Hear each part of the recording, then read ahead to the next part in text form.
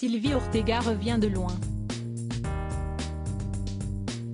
Hospitalisée pendant quelques jours après avoir contracté une pyélonéphrite aiguë, qui a attaqué son unique rein, la veuve de Ludovic Chancel a donné de ses nouvelles dans sa story Instagram, et elles ne sont pas bonnes. Le mardi 29 novembre dernier, Sylvie Ortega prenait la parole sur les réseaux sociaux après plusieurs jours d'absence. Par le biais de plusieurs stories, la veuve de Ludovic Chancel déclarait qu'elle se trouvait à l'hôpital. Désolée de ne pas répondre au téléphone. On ne peut pas dire que je suis au top de ma forme, avait confié la mère de famille, avant de donner quelques détails sur les raisons de son hospitalisation. Hospitalisée en urgence depuis hier soir. Priez pour moi, s'il vous plaît, afin qu'on sauve mon unique et seul rein qu'il me reste. Les douleurs sont tellement intenses que même la morphine ne me calme pas, avait-elle déclaré.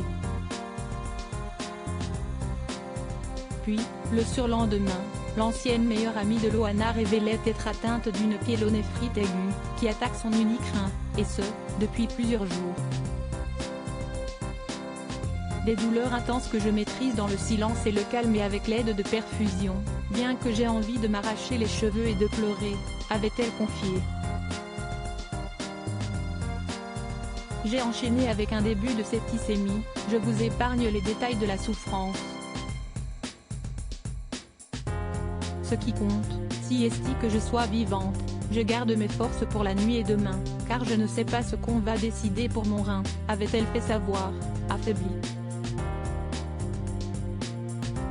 Sylvie Ortega donne de ses nouvelles après sa récente hospitalisation le lundi 5 décembre, soit une semaine après avoir été hospitalisée. Sylvie Ortega a été autorisée à rentrer chez elle.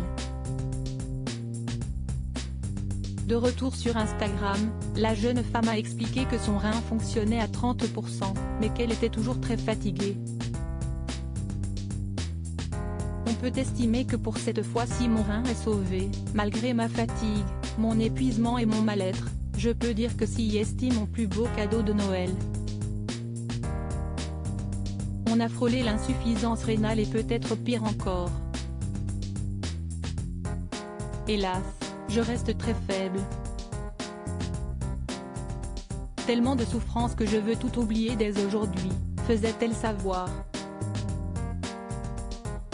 Et ce samedi 17 décembre, la grande amie de Pierre-Jean Chalençon s'est penchée sur son état de santé, suite aux nombreuses questions des internautes.